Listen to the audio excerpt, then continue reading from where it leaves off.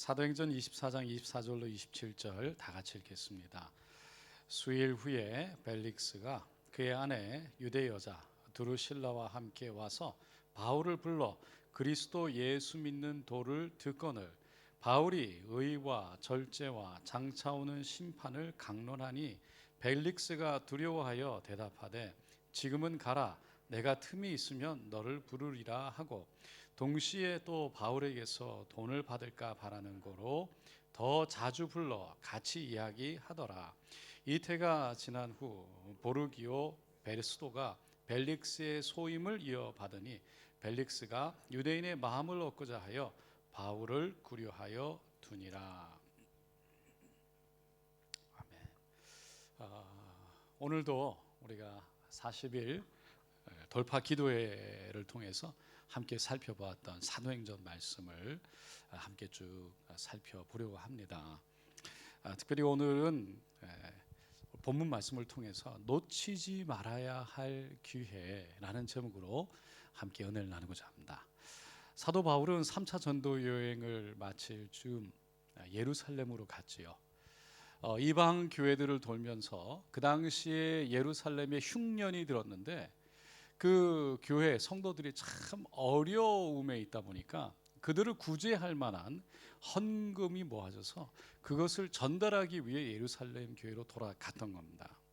그런데 성전에서 정결 예식, 예루살렘 성전에서 정결 예식을 하는 동안 아시아에서 온 유대인들이 사도 바울을 발견하고 결국 붙잡아서 끌어내지요. 그리고 죽임을 당할 위기에 처했을 때 천부장과 백부장이 달려와서 로마 군사가 달려와서 구해주게 됩니다.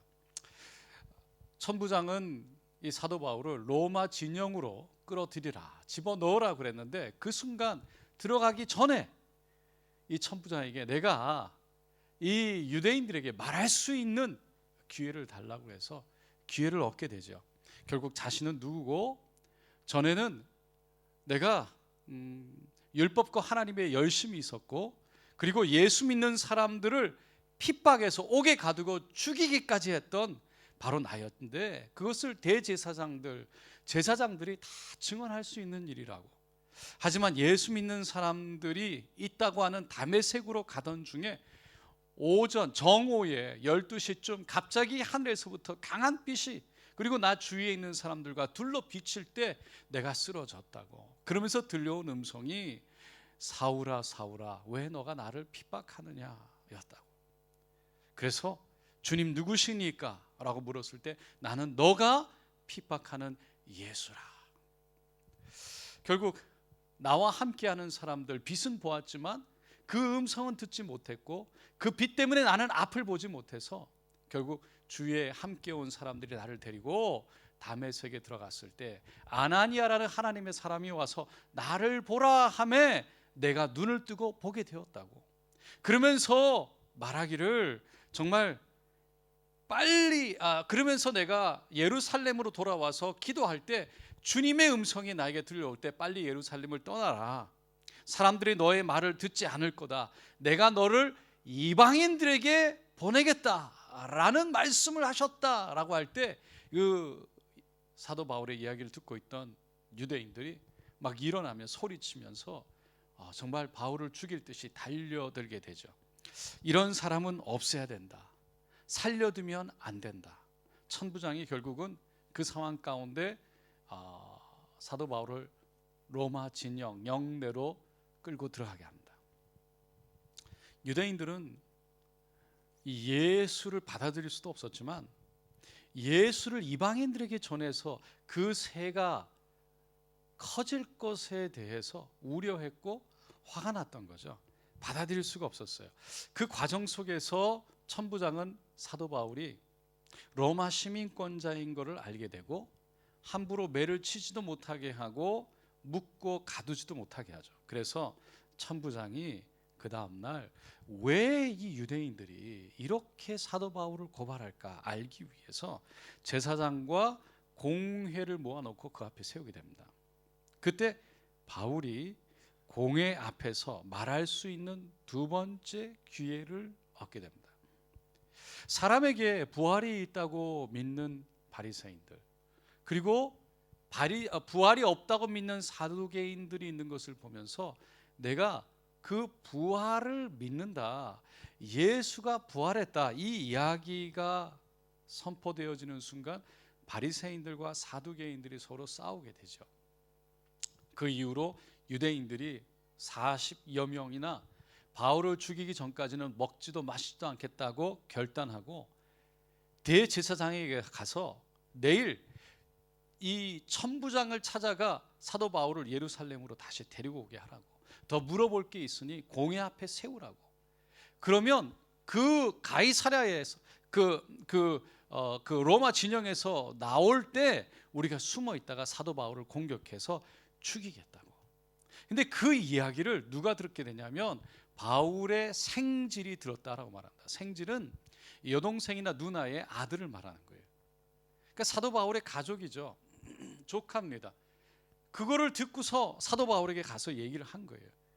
사도 바울이 백부장에게 얘기하고 그리고 천부장에게 얘기하면서 결국 천부장은 그 상황을 감당할 수가 없으니까 그날 밤 9시에 이 보병과 기병을 붙여가지고 사도 바울을 결국 가이사랴에 있는 로마 총독, 로마에서 파견된 유대를 다스리는 총독 벨릭스에게 보내게 되죠.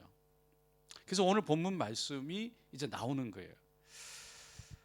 5일 후에 대제사장 아나니아가, 예수를 결국은 죽였던 그 아나니아가 벨릭스 앞에 변호사 더둘로라는 이 로이어를 데리고 가죠. 그리고 이 더둘로라는 사람이 바울은 전염병과 같은 사람이고 성전을 더럽히기 때문에 우리가 잡았을 뿐이라고, 총독께서 바울을 직접 신문해 보면 우리가 고발하는 것을 다 알 수 있다고. 그래서 벨릭스가, 이 총독이 바울을 데려와서 다시 한번 사도 바울에게 공회 앞에 대제사장과 다른 사람들 그리고 벨릭스 앞에서 세 번째 말할 기회를 주는 거예요. 사도 바울이 그 기회를 얻게 되죠. 바울은 다시 한번 내가 예루살렘에 온 지 12일밖에 되지 않았고 성전이나 회당이나 누구하고도 변론한 적이 없고 내가 소동을 일으키는 것을 본 사람도 없다고. 근데 이 사람들이 나를 고발해서 당신 앞에 세웠는데 어떤 근거도 없지만 내가 한 가지 고백하는데 그것은 이 사람들이 말하는 이단, 예수를, 내가 그 도를 따르는 예수를 믿는 사람이라고. 그리고 하나님의 율법과 선지자들의 길에 기록된 모든 것을 내가 다 믿고 하나님께서 사람을 부활케 하시는 그 소망을 나는 믿는다고. 결국은 복음을 전한 거죠. 내가 여러 해 만에 내 민족 예루살렘의 유대인들에게 구제할 제물을 가지고 가져와서 정결 예식을 드렸을 뿐인데 이 사람들이 나를 잡아다가 결국은 끌어내서 죽이려 한다고. 나를 그래서 나를 고발한 거라고. 내가 만약에 문제가 있다면 정말 총독 당신에게 직접 했어야 되지, 나를 그렇게 때리고 죽일 듯이 성전에서 끌어내서 하는 건 이건 법적으로 맞지 않는 거라고. 총독 벨릭스도 그 말을 듣고는 별 문제가, 잘못을 찾지 못해서 결국은 사도 바울을 보냈던 천부장 루시아가 오면 내가 그때 가서 결판을 내리겠다라고 말하고는 옆에 있던 백부장에게 결국 사도 바울을 지키되 감시하되 그 영내 안에 두되 자유를 주고 마음껏 돌아가게 친구들이 그를 돌볼 수 있도록 해주라라고 말하죠. 근데 문제는 성경이요 말하고 있는 이 벨릭스는 그가 바울을 청해서 그의 아내와 복음을 들었지만 자주 불러서 돈을 더 받을까 그 마음속에 불러서 얘기를 들었다라고 말합니다. 이 벨릭스의 이름은 안토니오 벨릭스예요. 이 사람은 유대 11대 총독이었어요. 그리고 유대 지역을 약 6년간 다스렸던 사람입니다. 원래 벨릭스라는 사람은 원래 노예 출신이었대요. 근데 엄청난 노력으로 자유인이 되고요, 로마 왕자의 친구였던 팔라스라는 사람의 도움을 받아가지고 관리로, 로마 관리로 등용이 돼요. 세워져요. 결국은 이스라엘의 총독이 되어가지고 와서 AD 52년부터 58년까지 유대 지역을 다스렸는데, 그는 자신이 추구하는 목적이라면 수단과 방법을 가리지 않고 무슨 일인든지 다 했던 사람이랍니다. 특별히 재물에 대한 욕심이 많아서 이 재물을 모으기 위해서라면 무엇과도 타협을 하고, 그리고 정말 그 욕심 때문에 공무보다는 재물을 모으고 한미첨 잡는데 관심이 더 많았던 사람이래요. 벨릭스에게는 세 아내가 있었는데 오늘 본문에 나오는 이 드루실라는 세 번째 아내였어요. 이 사람은 유대인인데 그 당시에 절세 민이었답니다. 근데 원래는 에바사 그 왕 아지주스라는 그 왕의 아내였대요. 그런데 그 미모에 반해서 결국은 그 아내를 뺏어왔던 거죠. 당시의 사학자였던 타키투스라는 사람이요, 이 벨릭스에 대해서 평하기를 잔인하고 음탕하고 노예 정신을 가지고 국왕의 정치권을 행사한 자라고 기록했어요. 그러니까 탐욕과 야심을 채우기 위해서 총독 생활을 했고, 결국은 그 모습들이 드러나고, 그리고 그 부패함이 나타나면서 총독의 지위에서 해지됩니다. 파직을 당한 거예요. 그래서 총독 자리를 내려놓았던 이 벨릭스, 그의 아내와 많은 재산, 자녀들을 데리고 이 베스비우스라는 곳으로 가서 마지막 그 삶을 정말 어떻게 보면 좀 부귀영화를 누리면서 살고자 했지만 AD 79년에 화산 폭발이 그 베스비우스에 일어나면서 결국은 비장한 죽음을 맞이하고 마는 거죠. 그러니까 노예였지만 엄청난 노력으로 자윤이 되고 총독으로 성공했음에도 불구하지만 그의 인생은 결국은 마지막 비참한 죽음으로 끝났어요. 이 벨릭스를 통해서 우리가 얻게 되는 교훈은요, 그는 분명히 복음을 받아들일 수 있는 기회가 있었다는 거예요. 사도 바울을 만나서 사도 바울이 전하는 음성을 듣고 그 복음을 받을 수 있는 기회가 있었다는 것이죠. 그런데 그는 그 기회를요 거절했어요. 사도행전 21장 28절 24절 5절에 보면 나사렛 이단의 괴수, 성전을 모욕하고 모든 사람을 미혹하고 소요를 일으켰던 율법을 더럽히고 전염병과 같은 자라는 그런 고소를 이미 받았기 때문에 이 벨릭스는요 사도 바울이 누군지를 알았고, 그 사도 바울이 전하는 복음에 대해서도 이미 어느 정도는 알고 있었다는 거예요.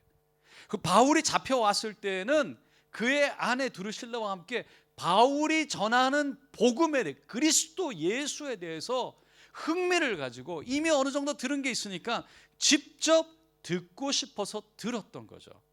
사도 바울은 의, 옳음이 무엇이냐, 절제, 그 삶 속에 무엇이 바른 삶이냐, 그리고 심판, 그 삶의 끝에는 반드시 심판이 있을 것이라는 말씀을 강론했다고 성경은 말하고 있어요. 벨릭스는 그 상황 속에서 말씀이 검과 같이 그의 마음을 찔렀어요. 그 마음을 흔들었어요. 두려움이 찾아왔대요. 그 두려움 때문에 벨릭스가 그 앞에서 복음을 받아들일 수 있는 절호의 기회였는데 그것을 밀어버리고 사도 바울을 보내버리죠. 그리고 틈만 나면 다시 불러서 복음을 들었지만 그는 복음에 대한 관심이 아니라 돈을 더 받을까에 대한 관심밖에 없었다는 거예요. 이사야 55장 6절에 보니까 너는 야훼를 만날 만한 때에 찾으라, 가까이 계실 때 그를 부르라. 할렐루야. 그 벨릭스는 하나님을 만날 수 있는 엄청난 기회가 주어졌는데 놓쳐버렸어요. 회개하고 돌이켜서 그의 삶이 그때만이라도 돌이켰더라면 그렇게 파직당하지 않고 그 안에서 하나님의 축복 가운데 살아갈 수 있는 길이 있었음에도 불구하고 그는 그것을 거절했어요. 서양의 시 가운데 돌아오지 않는 것들이라는 제목의 시가 있다죠. 세 가지가 돌아오지 않는 것이 있는데, 하나는 화살이라고 말하고, 두 번째는 말이라고 하고, 세 번째가 황금과 같은 기회라고 하죠. 우리가 기회를 잃어버리면 아무리 가슴을 쳐도 돌아오지 않는 게 기회라는 거죠. 하나님은 우리 삶 속에 많은 기회를 주십니다. 문제는 그 주어진 기회를 우리는 어떻게 활용하느냐, 어떻게 맞이하느냐라는 것이죠. 벨릭스는 예수님의 복음을 들었고 받아들일 수 있는, 자신의 인생이 정말 절제와 의로 인해서 마지막 심판을 피할 수 있는 그 기회가 주어졌음에도 불구하고 스스로 그 기회를 잃어버렸어요. 마가복음 10장에 보면 디모데의 아들 소경 바디메오의 이야기가 나오죠. 그는 말 그대로 소경이 없고 거지였어요. 그런데 예수님이 그 여리고란 도시를 떠나는 마지막 순간, 그때 이 바디메오가 다윗의 자손 예수여 나를 불쌍히 여겨달라고 소리치죠. 사람들이 그렇게 소리치는 이 바디메오에게 조용히 해라고 꾸짖었어요. 매우 부끄러운 일이었고, 그리고 그것을 통해 많은 사람들에게 적선을 받을 수 있는, 불쌍히 여김을 받을 수 있는 기회를 잃어버릴 수도 있는 상황이었어요. 그러나 예수가 지나가면 다시는 눈을 뜰 수 없다는 그 마음속에 그 기회를 놓치고 싶지 않았던 거죠. 사람들이 뭐라고 그래도 이 바디메오는 성경에 보니까 더 큰 소리로 외쳤대요. 그리고는 예수님이 가던 길을 멈췄을 때 가지고 있던 전재산이었던 그 모든 자신의 겉옷을 벗어 던지고 예수께 나갔습니다. 바디메오의 그런 모습에 예수님이 뭐라고 그랬냐면 너 믿음이 너를 구원하였느니라. 바디메오는 그 예수를 향한 잡아야 되겠다는 믿음을 하나님 앞에서 예수 앞에 드러냈을 때 예수님은 그걸 놓치지 않으셨어요. 여러분, 여리고 도성에서 세리장이로 살았던 삭개오도 마찬가지였잖아요. 예수님이 지나가신다. 여러분, 예수님이 그 여리고를 지나갈 때 언제 다시 올 줄 모르는, 그 일생에 한 번 주어질 수 있는 그 기회, 이 세리장이 삭개오, 그는 너무 키가 작아서 예수를 볼 수가 없어 목나무 위에 올라갔죠. 돌감나무. 그는 자신의 체면도 내려놓고요, 자신의 명성이라고 해봤자 세리장이, 자신의 그 부자로서의 어떤 지위를 가진, 사람들에게 호령해야 될 그 모든 것을 내려놓고, 부끄러움을 내려놓고 그 자리 위로 올라갔던 거죠. 왜? 그때밖에 기회가 없다는 것을 알았기 때문이죠. 예수님이 삭개오 집에 오셨잖아요. 그때 삭개오는 예수님 앞에 내 소유의 절반을 가난한 자에게 주겠사오며 남의 것을 뺏은 게 있으면 내가 4배로 갚겠습니다라고 회개의 고백을 해요. 예수님은 그런 삭개오에게 오늘 이 집에 구원이 임했다. 아브라함의 자손이다. 구원의 길을 열어 주신 줄로 믿습니다. 그런 삭개오를 향해서 오히려 욕을 하고 손가락질했던 바리새인들, 비난했던 바리새인들 향해서 예수님은 독사의 자식들, 지옥의 심판을 받을 자들이라는, 오히려 그들을 책망했어요. 중국의 한 그리스도인이 광산 발전소에서 일을 했답니다. 그가 맡았던 일은 위험한 상황이 일어나면 스위치를 내려서 알람이 울리게 하고 약 400여 명의 사람들이 광산 안에서 일을 하는데 다 뛰어나오게 하는 일이었대요. 근데 어느 날 일을 하는데 갑자기 마음속에 그렇게 이 비상 스위치를 내려야 될 것 같은 너무 급박한 마음이 드는 거예요. 근데 이걸 내리면 순간 모든 일이 멈추게 되고, 그리고 작업이 중지되면 회사에서 큰 손실이 있잖아요. 그러니까 이거를 그때 상황으로서는 아무런 이 스위치를 내려야 되는 아무런 이유가 없었는데 마음속에 너무 급한 마음이 드니까 참고 참다가 순간 기다릴 수 없어서 내려버렸다는 거예요. 그러니까 알람이 울리고요, 400여 명의 사람들이 막 그 자리에서 나온 거예요. 나와서 보니까 아무 일이 없으니까 그렇게 이 그리스도인들을 막 손가락하고 그렇게 야단을 치는데 뒤에서 쾅 소리가 나면서 그냥 광산이 주저앉은 거예요. 사람들이 돌아보고는 어떻게 그걸 무너내릴지 알았냐고, 어떻게 알았냐고. 그때 그 사람이 이랬대요. 나의 하나님께서 스위치를 잡아당기라고 하셨습니다. 그러니까 모든 사람들이 모여서 놀랬다는 거예요. 그리고는 만약 당신의 하나님이 그렇게 하실 수 있다면 그분은 우리가 알아야 될 분인 것 같습니다. 그러면서 결국 400여 명의 사람들이 예수를 만나게 되고요, 그리스도인이 되고 지하교회 400명이 모인 그 교회가 되면서 그리스도인이 그 교회의 목사가 되었다는 겁니다.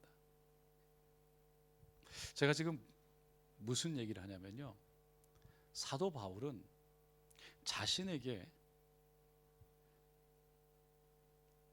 유대인들에게 잡혀서 죽음을 당할 것 같은 그 상황 속에서 영내로 로마의 진영 가운데 끌려 들어가려고 했던 그 순간 내가 이 유대인들에게 말할 수 있는 기회를 달라고 천부장에게 부탁을 했어요.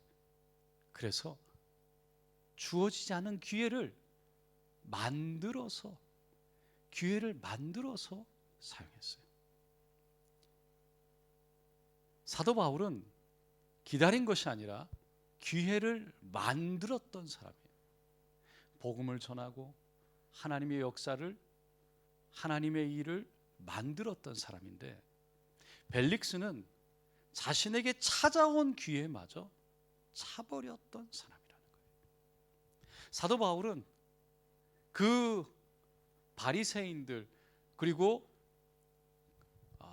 유대의 그 대제사장, 제사장, 공의 사람들 앞에 섰을 때에도 그는 그 순간 복음을, 자신의 변명이 아니라 복음을 외쳤던, 그것을 기회로 만들었던 사람임에도 불구하고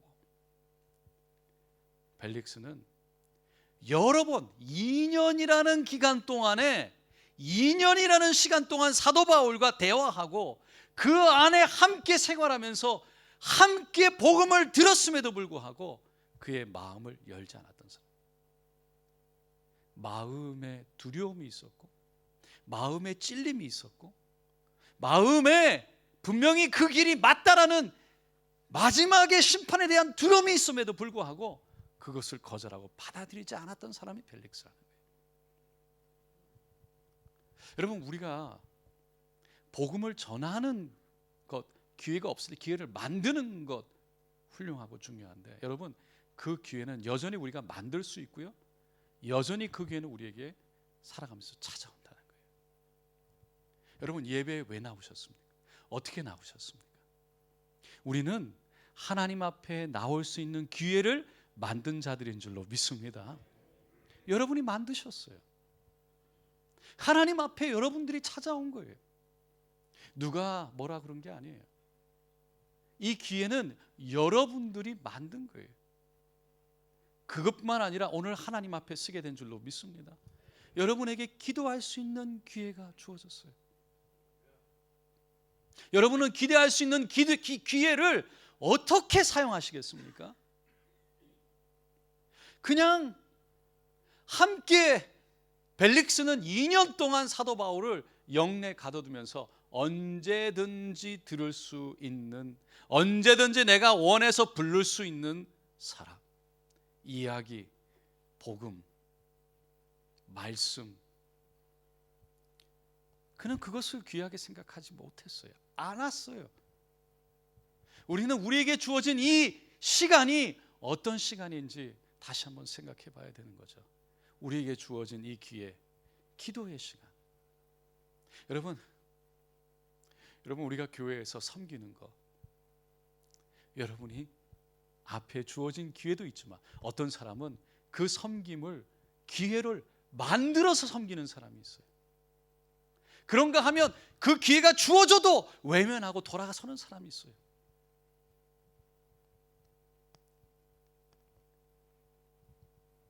전도만, 복음만 우리에게 주어진 기회가 아닙니다. 여러분, 우리는 기회를 만드는 사람입니까? 아니면 기회가 주어져도 그 기회를 거절하고 떠나가는 사람입니까? 기회라는 것은 한번 지나가면 오지 않는답니다. 사랑하는 성도 여러분, 또 하면 되지, 하면 되죠. 그러나 지금 할 수 있는 기회는 잃어버린 거예요.